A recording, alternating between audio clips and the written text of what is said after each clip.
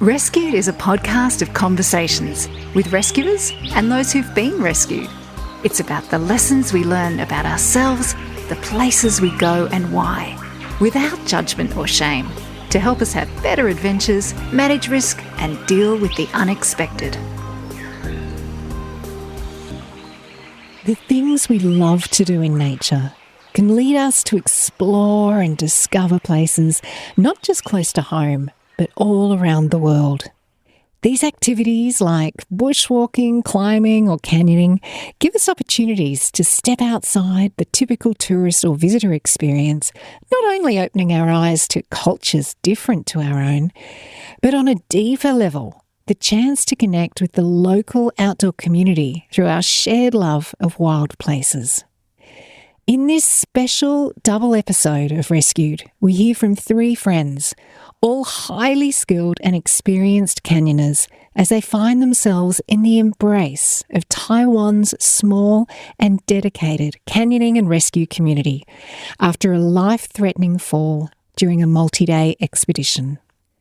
If you ever needed a reminder of the value of regular, high-quality wilderness first aid training and the importance of being able to rely on the people you adventure with, this is it. I want to start by thanking you so much for joining me here. And I'm going to go for a bit of an introduction. So, Maddie, tell me a little bit about yourself and how you know these other two people in the room. So I met Jason like less than 6 months ago, probably 4 months ago, when we were doing our canyon guide course. Yeah, we really got along, did a fair few canyons together. And then Bram met in Italy a few years ago, and we went and did some canyoning in the Dolomites. And yeah, we've been friends since then. That's what we like. Lovely people and solid canyoners too. So, Yeah. so that was the introduction that you are all canyoners. I'm going to just jump to Jason. So you met Maddie at the Canyon Guides course. And how long have you been canyoning before then? I started off really young. I think I was about 3 in my first canyon. Wow. My dad took us out on the Wollongambie River, I believe. I don't really remember. Kept at it. Rediscovered my love for it when I was about 15, 16. Ever since then, spend every living moment outdoors, canyoning. For people who might not be familiar with what canyoning is, especially the type of canyons that we've got here in the Blue Mountains, how would you describe what canyoning is to someone who's got no idea?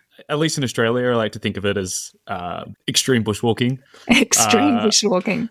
Yeah, so it's just traversing, I guess, creeks with narrow sections. There's oftentimes lots of climbing and abseiling down waterfalls, just following the river and enjoying the beauty of it.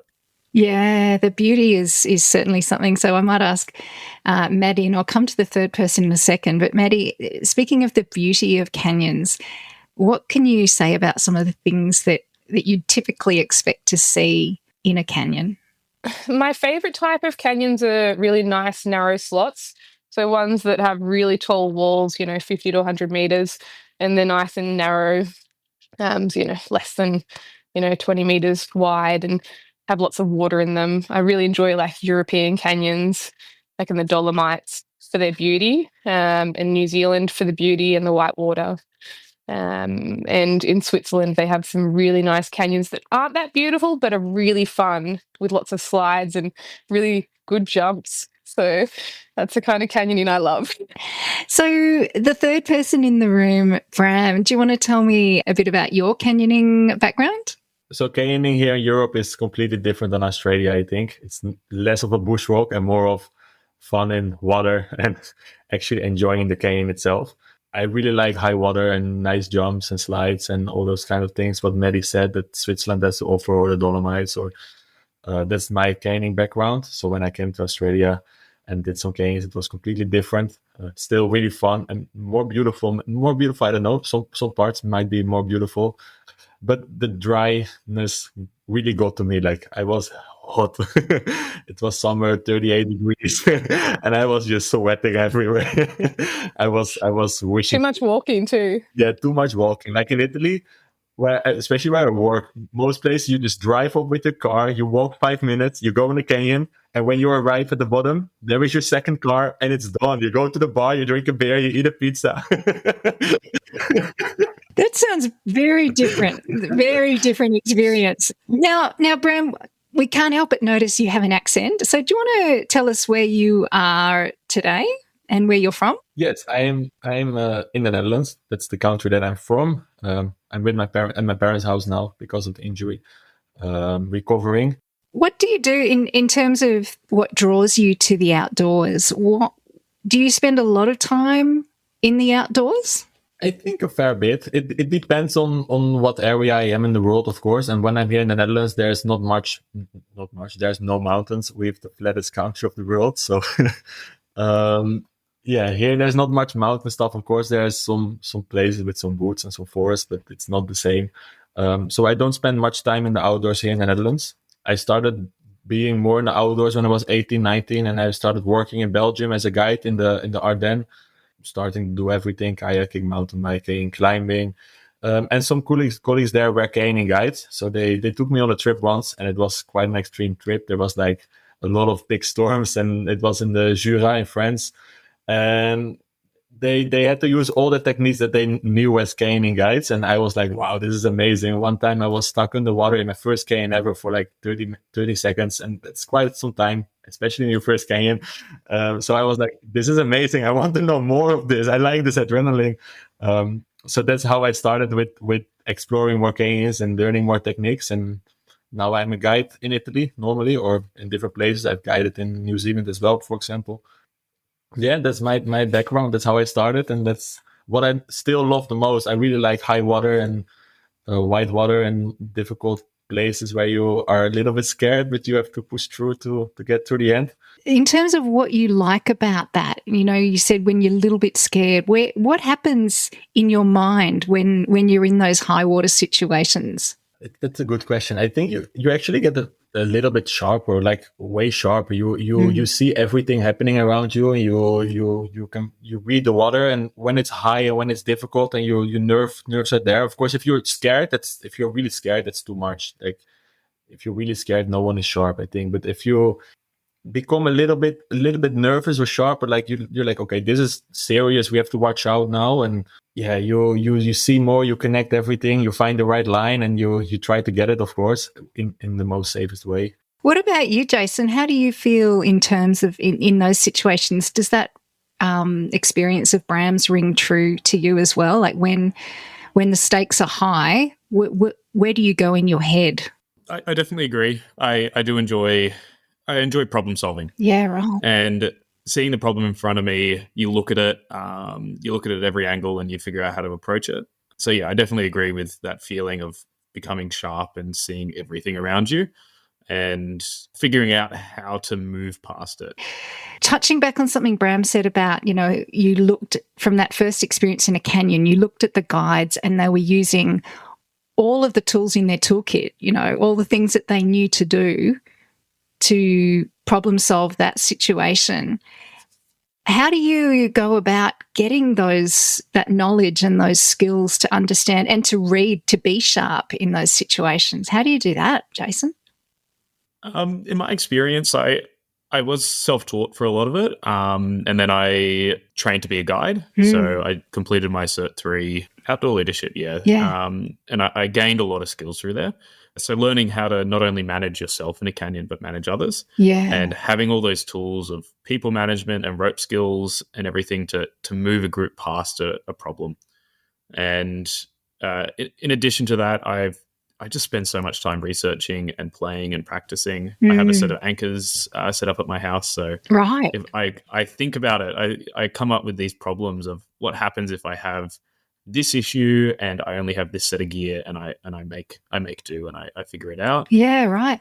And Maddie, what does that concept of problem solving mean to you in terms of the outdoor space? I think especially in regards to like expedition canyons, I love the kind of planning of those expeditions. So trying to figure out possible entries into the canyon. Sometimes you get lucky and you can enter on a road, And then sometimes you have to try and navigate into the canyon. And then you have to always think about what could possibly go wrong. So normally before I go into like an untracked canyon, something without any track notes, I'll try and look at a topo map and a satellite and find out several exit points. And then, think about weather, look at many different weather models, try and figure out little refuge points if we do somehow get an unpredicted storm in the canyon. And I love doing that kind of planning and just trying to work out what could possibly go wrong and how I can fix it. Do you know, it's interesting, it's almost like some people might find it a disconnect between Bram's enthusiasm about the adrenaline, and that's really fun, and we love jumps and it's fun because, it sounds all very sort of, type 2 kind of adventure. But it's actually when you start peeling back the layers, none of this stuff happens without planning or forethought, is what I'm hearing. Yeah. What would you say to people who might think that, canyoning is a dangerous sport or activity? I think every sport is dangerous, but you just have to take precautions and try and mitigate all the risks. So I guess my main risks that I try and mitigate is, weather, everything you take with you. Normally with jumps and slides and stuff, we'll get someone to check it first. Most accidents are preventable. There's always some things that you just don't see coming. And yeah, there's dangers in everyday life, but I always try and be as safe as I can and try and have backup plans and try not to take too many risks that we don't have to. Yeah, yeah. Even the concept and the word risk is an interesting one. Bram, what's your sort of understanding of risk? Risk is something that you have what you can calculate, of course. And if you have, what you can calculate if you have experience. So what Jason also said, like doing a guiding course and getting more experience, learning more techniques is really important, I think. Sometimes on Facebook, I see people say like, oh, I did 3 canyons in my life and now I want to take my family of 5 into the canyon. And I'm like, you're not qualified enough to do stuff like this, right? Like, yes, I do risky stuff in the canyon. And sometimes I do really risky stuff in the canyon. But I have done years of training. Like I have done many courses in different countries and different techniques. I know what I'm doing in the situations that I put myself in. I don't put myself in situations that I don't know what I'm doing because I know that I'm not capable of doing this. So in that, I think that not knowing stuff is really risky. And if you do know your stuff, most risks don't disappear. They're still there, but you know how to work around them or how to manage those risks. And then it's actually not that dangerous of a sport, but just a really, really fun sport, in my opinion. So, Maddie, one of the words you touched on there was a particular type of trip that you like, which is this, you said expedition canyoning. Can you explain how that might be different to, say, a canyon that, you can find in a guidebook or that a commercial guide might go and take clients down? Yeah, so I guess expedition canyons I would kind of classify as canyons that either haven't been done before or they've been done very little and there's very little information about it. It's probably a little bit more intense than something like the wilderness canyons in Australia where they're all in the Jamison Guide. Been a lot of people that have done it. Expeditions are kind of like canyons that you don't know where the entry point is, you don't know where the exit point is. You don't know if anyone's ever done it before and you don't know how many drops there are. And you may be spending many days in there. So the canyons that we did in Taiwan, some of them had been done only once before, some only twice. And people were taking, 9 days, sometimes 15 days in these canyons and carrying 30, 35 kilo bags. And you're sleeping inside of the canyon as well. So you're bringing in overnight gear and problem solving every day, trying to work out the most efficient way to get through the canyon. It's quite fun. It's fun trying to work out how to get out of there as well. And I'm just sort of seeing massive amounts of spreadsheets. Am I right in that? Or I was doing a lot of planning on like apps. So writing a lot of notes. I didn't actually have notebooks, but I had like a note app on my phone where I was writing a lot of information. There's not much information at all in Taiwan on canyoning because it's quite a new sport there. So people would say these names in Taiwanese, and then you translate them into something that you think is an English name, and then they'd give you another English name for that canyon, which is completely different to the Google Translate version. So, and then there's just no information online about these canyons. So you'd ask for a grid map reference off someone, and you'd sometimes be lucky enough to get one, sometimes you wouldn't. Most of the time, you just get a name of the creek, and then they'd say roughly how many days it took them. And so you'd go and look at the creek on Google Earth, and then I'd go look at a topo map, and then I'd go look at a satellite image on a different app, and just try and plot in like possible entry exit points, and try and plot in the best parts of the canyon that I might want to see. So yeah, most of the time it was quite hard finding any information. Yeah, so loads of research heavy planning and prep as well. Jason, how do you plan for the what you don't know? Conservatively, I think would be the word to use. Is you can make educated guesses on what you're going to encounter in the canyon, and you can make educated decisions of what you're gonna pack and what you're gonna plan. So in this particular case in Taiwan, what we were doing was looking at Google Earth, looking at satellite imagery, and we were able to identify points of constriction in the creek. Points of constriction normally will take longer. There's normally down climbing and waterfalls within those points. So we're able to look at those points and figure out roughly how long it would take us. And then we would compare it with how long the creek actually is, or how long the river actually is, and what the elevation loss is. And from there, we're able to plan the amount of anchor material we're going to take, what ropes, and whether or not it will be an overnight trip, or how many days it will take. And from there, we're able to organize food and whatnot. Yeah. Okay. Wow. A lot of planning and preparation. So, whose idea was Taiwan? Bram. I think that was me. Yeah, my idea. Where did that idea come from, and why? It's a combination of 2 or 3 things, I think. The first thing is I was in Australia and I had to go to Europe. So you need a layover in Asia, and then you're going to look in Asia. And in Asia itself, Taiwan is the best country for canyoning. So that combination was a big point to choose Taiwan, of course. And I had some friends in Taiwan, or I knew some people in Taiwan that I wanted to see again, canyoneers. So yeah, those 2 things combined made me choose to go to Taiwan. And I asked some people to join me, which was Maddie. Yeah, and Maddie knew Jason. So that's how we got Jason in the team as well. That's how we ended up with the 3 of us. So Taiwan was the stopover, Bram, for you to get back. Before you started planning the trip, did you know anything about canyoning in Taiwan, or had you heard anything about it? Yeah, I've been in Taiwan one time before, and I've done 2 canyons with some friends that I met there. Just easy canyons, no expeditions.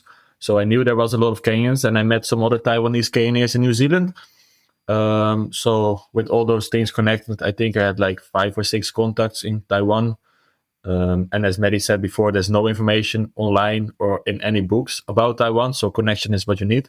So I thought with those 5-6 connections and a strong team, it would be nice to be 2 weeks in Taiwan and enjoy the canyons there. Yeah, sounds amazing. And what about Maddie and Jason? Had you heard about Taiwan canyons? Yeah, mainly about the canyon Melishan. I think it was made famous by Andrew Humphreys and his team that went and spent, I think, 13 days in it. Wow. And you just see all these amazing photos of the beautiful slot canyons over there, and it just looks very enticing.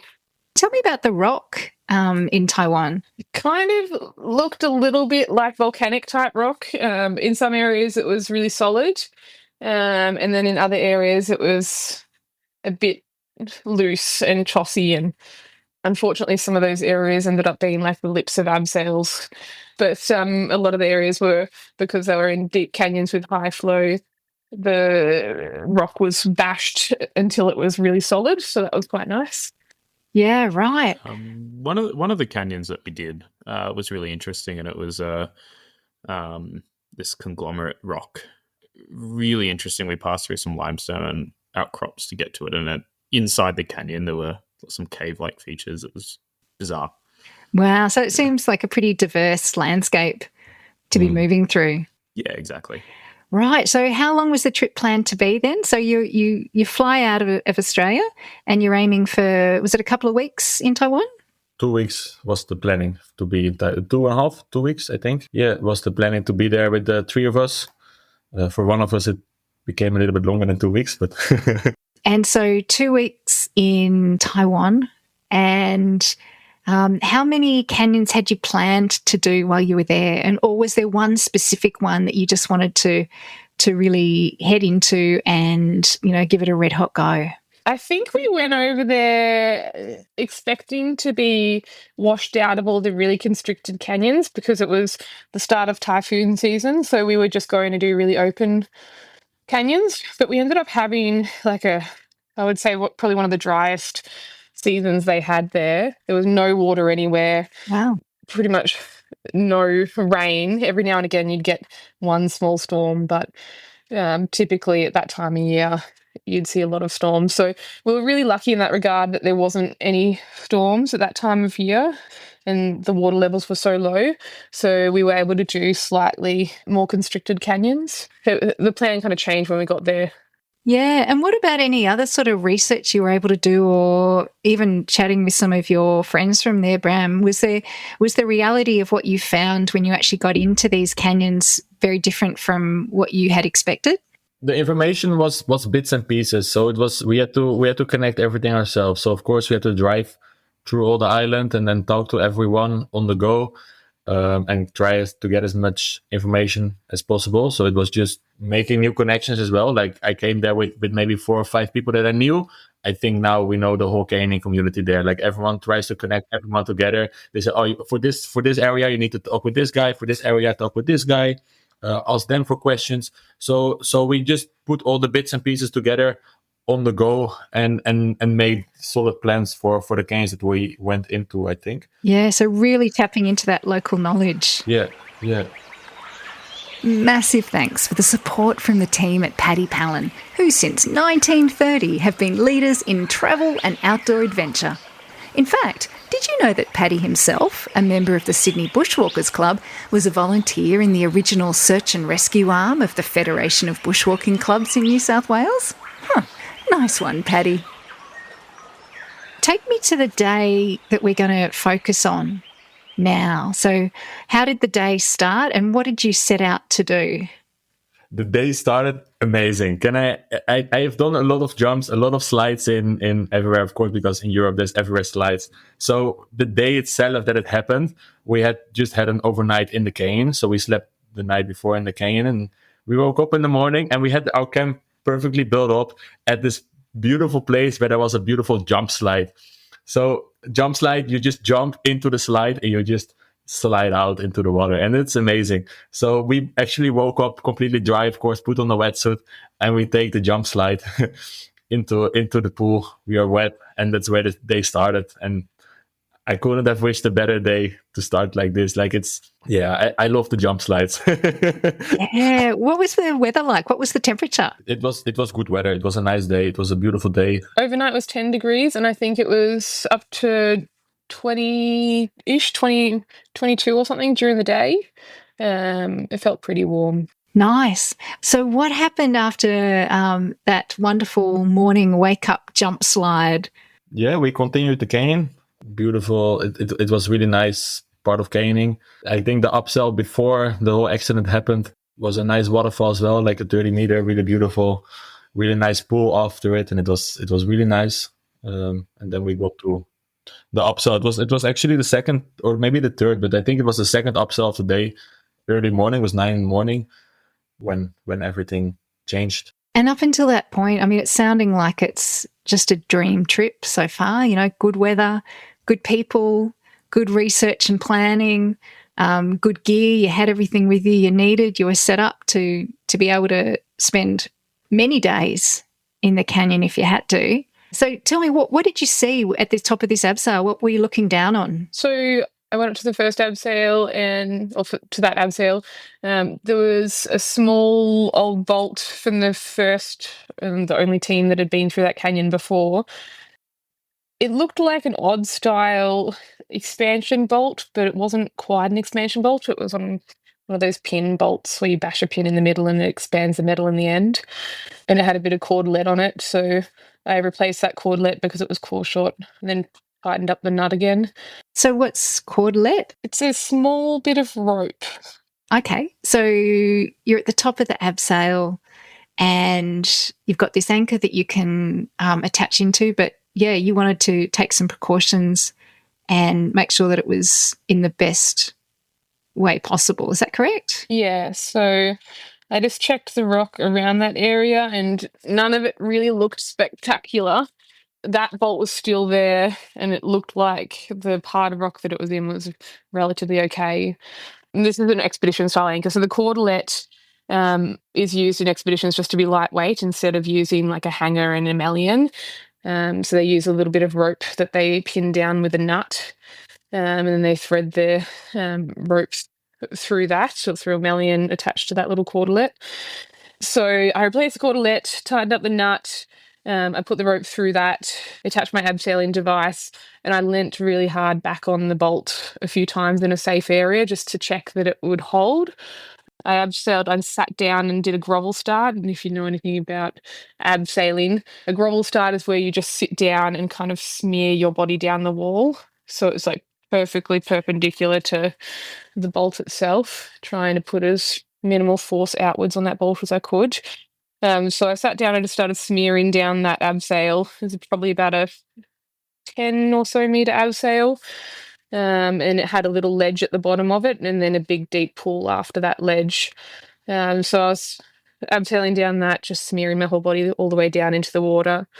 And it held, and so I thought that bolt was fine. And then Bram came next. I looked at the anchor and I made the same assumptions as that Maddie made, and we saw the same things. And yeah, I went down and just being clipped in and leaning the anchor, doing 2 steps down. At that moment, the bolt broke out.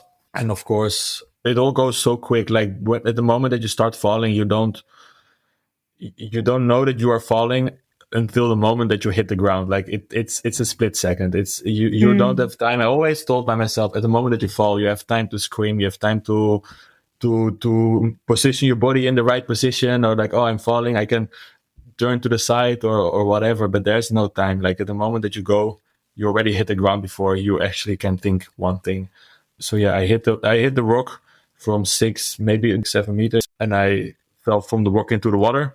And with all the floating that you have, of course, you float and directly you feel the pain through your body. I don't remember screaming, but apparently I did. And then the next thing I remember is him saying, "Help, help, I'm in a lot of pain."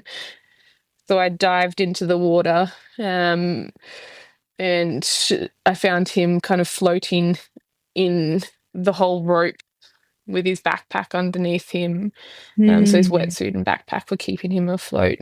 So I got my arm underneath his arms and kind of dragged him on his back to a little sandbar where he was semi-submerged, and he said, it's not good, Maddie, it's not good. We're not going to be able to get out of here. The way that I knew it was not good is because when I grabbed my right leg and I pulled that one up, like towards to keep the pelvis closed. But at the moment that I let go of my leg and my pelvis, then your pelvis opens up if you have a double break point to break points. So it folds open like an open book. It's an open book pelvis break. Yeah, at the moment, of course, you feel the pain and you know it's bad. So Maddie was there to help me swim to the side. Bram was saying how bad the pain was, and I knew it probably had to be something pretty serious, like a pelvic fracture or something.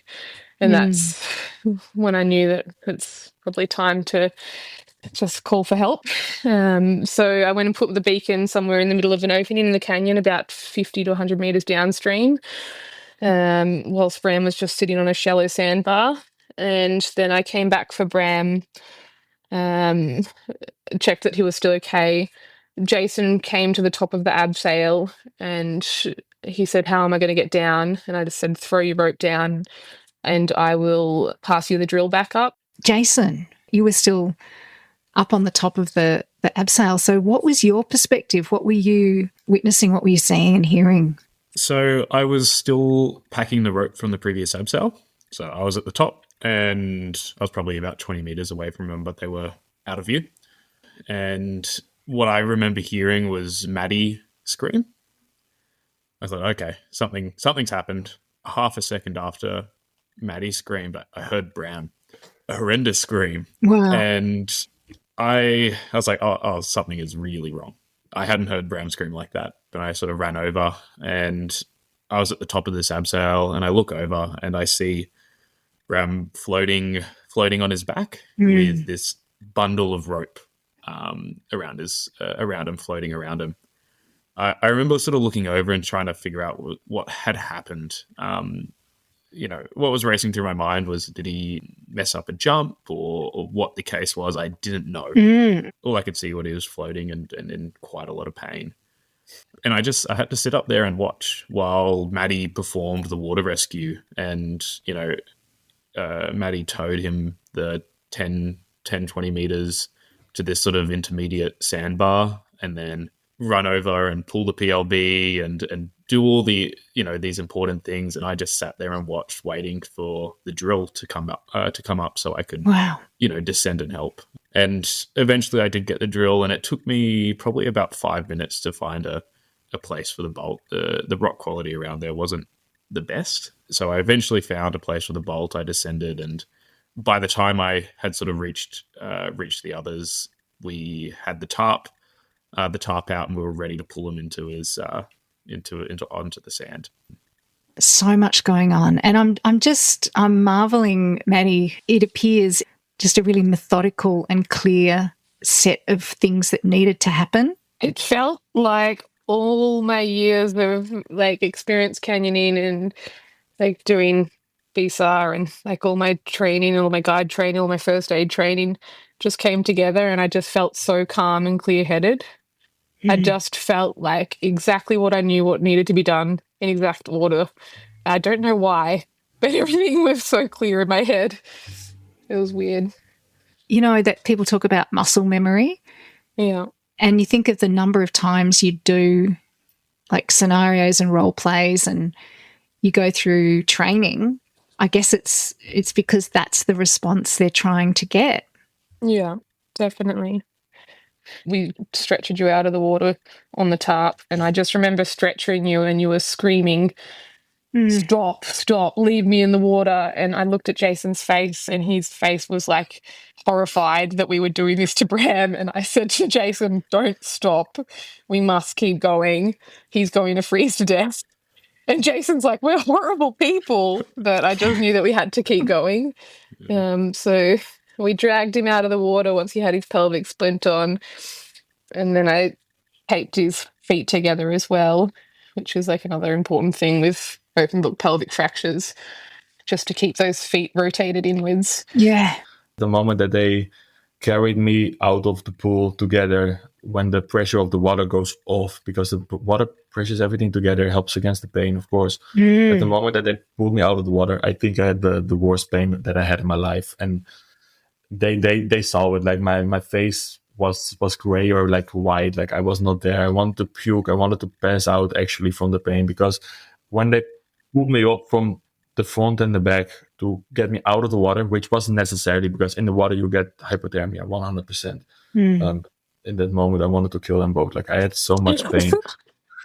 You actually feel the bone of the pelvis scratch over each other, move against each other, and it was horrible pain. Wow. So when they put me down, and after a while, there was a lot of things happening in between those things, but I'm gonna say now. But I was laying under a tree, a dead tree that was above me. So they wanted to move me to a bigger rock in the sun, not under the tree, in a really safe spot. And it was maybe 15 meters, where the beacon was, but Maddie said it's 15 meters away. I vetoed this. I said, the only way for you guys to get me there is to push me knock out first. I'm not gonna go there. If you guys move me again at this moment, I will start swinging around me, and it's not worth it. I know this is not the best place that I'm in now, but I'm not gonna move. I cannot move. It was horrible, the pain. Do you have a personal story about an incident or time during an outdoor trip when something didn't quite go to plan? Maybe you got lost, injured, let down by some gear, or something else. Look, honestly, it can happen to any of us at any time, regardless of how experienced we are. And it's by sharing these stories that we can all learn and help avoid them in the future. If that's you, I'd love to hear from you. So please drop me an email to rescued@lotsoffreshair.com. That's LOTSA freshair.com. Everything just happened on autopilot. Yeah. After everything just went into autopilot. We figured out we need to get him out of the water. We need to stabilize him. We need to get him warm, and we need to prep for some form of rescue. In that sort of, those sort of steps. So we stabilized him. We applied the pelvic splint. We got him onto the sand. I believe Maddie had started cutting his wetsuit off, and I was going around collecting firewood and getting the stove out. And we knew that we would have to sort of stay in that spot for quite a while. The next step was to get him warm. So remove his wet clothing, get a fire going, hot water bottles, get dry clothes onto him, emergency blankets out, go through all those steps. And then honestly, I think it took us about 3 hours to get all this stuff done. And it felt like an instant. Wow. It was just autopilot, at least for me. I don't know what it was like for Maddie, but everything happened. The training kicked in, and it just fell into place. Yeah. Sometimes it's so easy to sort of, not again, when your wilderness first aid certificate expires, you're like, I've got to go do this again.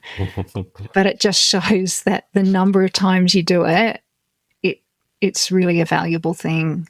One of the most valuable things to carry in a canyon, even if you're not expecting any first aid things to happen that could save your life, is carrying a stove, some fuel, a pot, and 2 good Nalgene water bottles. If you can heat water and you can put them in a Nalgene, I'm not trying to sell Nalgenes, but they hold boiling water without deforming.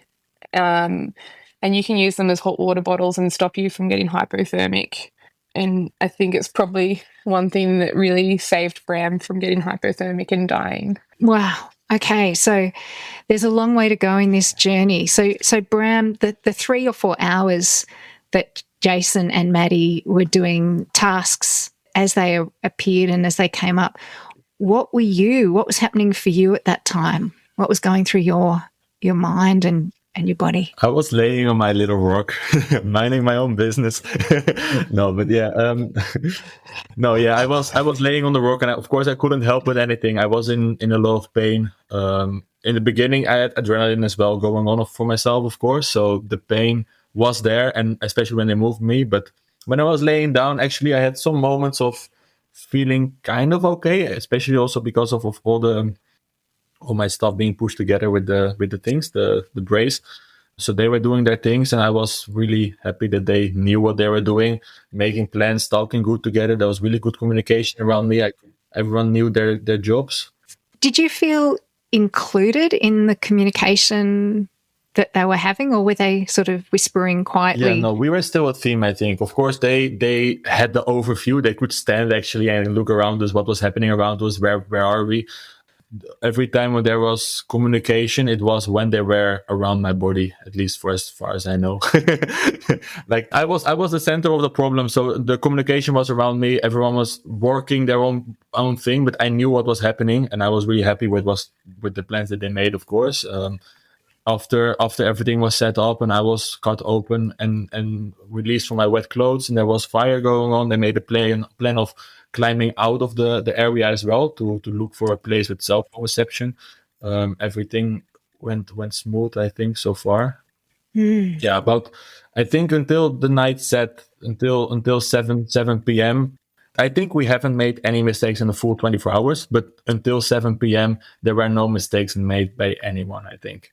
I'm just wondering what a different experience it would have been for you if you hadn't felt part of those communications and part of that discussion and part of that team, like you said, that you'd established. No, I think it was really good to be part of it also, because then you know what's happening. At the moment that you know what's happening, it gives you peace as well. Like I knew there was someone making a fire. I knew that they were trying to get my wet clothes off. I knew that they were looking on their phones for quick ways out or witches to reach, or like I knew what was happening, which gave me a lot of peace of mind, also because it showed me how capable these two people were to get me out of this really gnarly situation. Yeah. Yeah, you're already making me wish that if ever I find myself in a situation, I want Maddie and Jason there.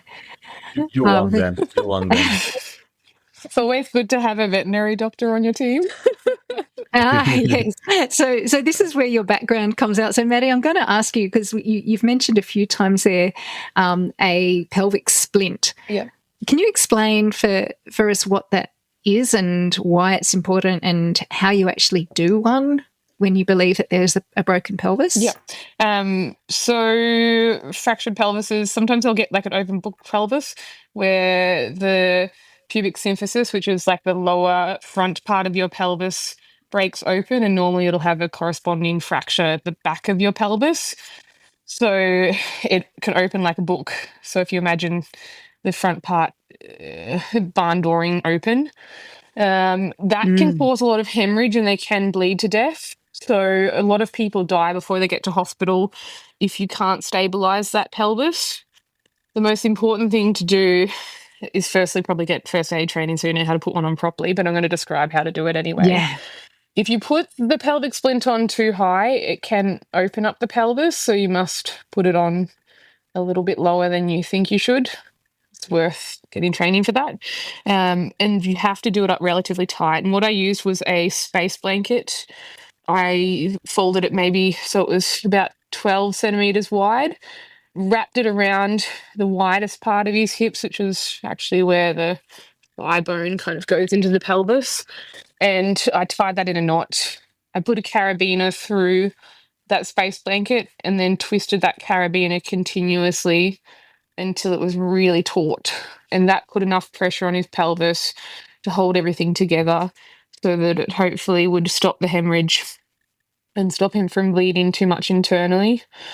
We also tied his feet together as well, and that just keeps his legs rotated inwards so that his pelvis won't open back up. And then we were just checking his vitals every 5 to 10 minutes, so making sure his mucous membrane colour was nice and bright and pink, that he was conscious, so he was coherent and talking to us. I checked his heart rate as well and just made sure that was relatively stable. Unfortunately, his urethra was also ruptured, which we didn't realise till an hour or two later, that he couldn't urinate. So these skills, this pelvic splint, checking vitals, checking, mucous membrane, all that kind of stuff, these aren't skills that are taught in a normal senior first aid course. This is really taking it up to the next level. What would you say to people if they're considering, if they're, outdoorsy types, if they're thinking, oh yeah, just got to go get my first aid certificate? Yeah. What would you say to them? Definitely doing like a wilderness first aid or a remote area first aid is a lot more meaningful. And you'd probably be surprised how many stories you hear about broken pelvises in canyons. And at any kind of rocky terrain, people can fall off cliffs and break their pelvis. And it is one of those injuries that can kill people quite fast. So if you do one of those courses and they don't cover pelvic splinting, then maybe just ask the first aider to teach you.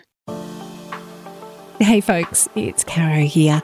There are 5 different ways you could show your support for the work of this podcast. Number 1, you could share it with your outdoorsy mates and your adventure buddies.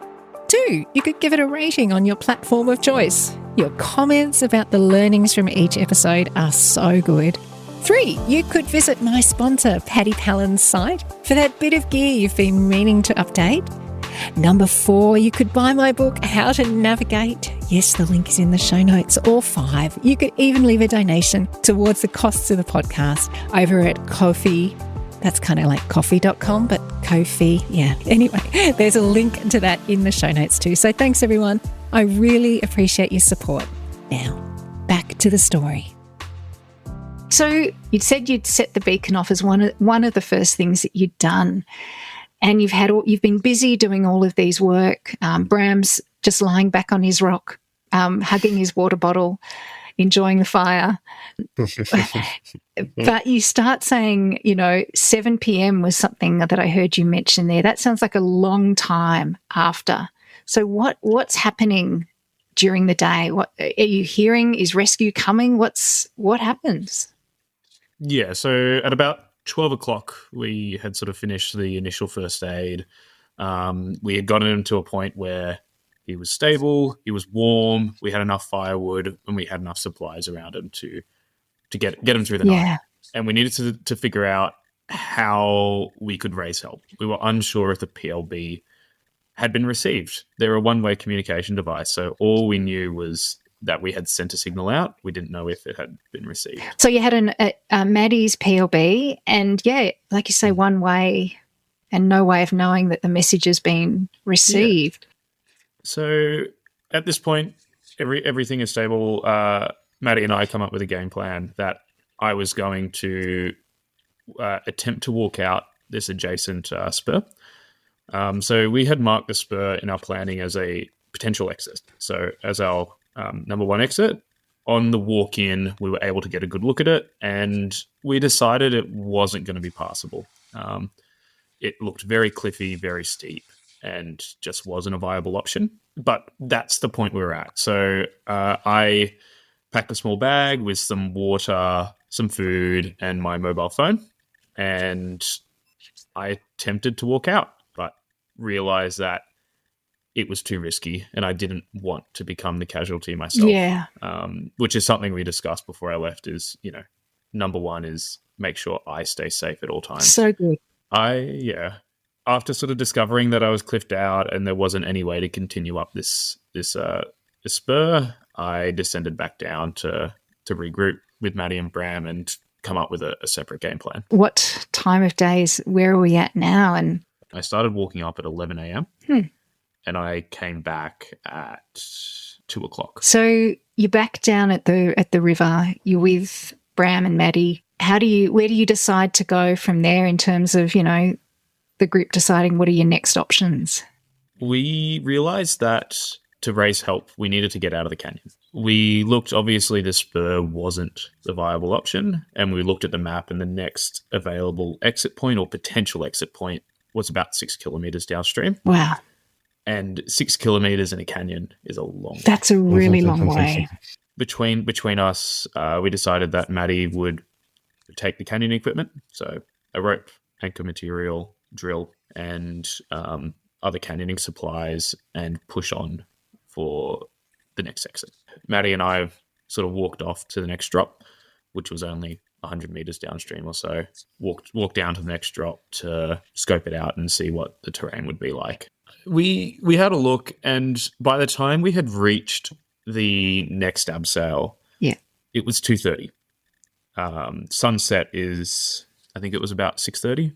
We realized that it was not going to be doable in the time that we had. We regrouped and decided that, okay, this is not going to be possible today. We need to spend the night and get a very early start and try again in the morning. With that in mind, what we actually did was Maddie descended the next drop and bolted the next abseil just in an effort to speed up the next morning. By the time Maddie had ascended out and we'd regrouped, it was about 3 o'clock. Were you pretty much settling in for a night then to spend the night? Yeah, that's exactly right. And so how did you prepare for that? We just kind of made sure everything was really safe. So I grabbed a whole bunch of green leaves so that we could chuck on the fire if we did hear a helicopter kind of coming over, so we could send a smoke signal. We had a big bright orange bothy bag and a big foil blanket kind of sitting on a rock in the middle of the opening. So if we heard something, we could go and wave them around.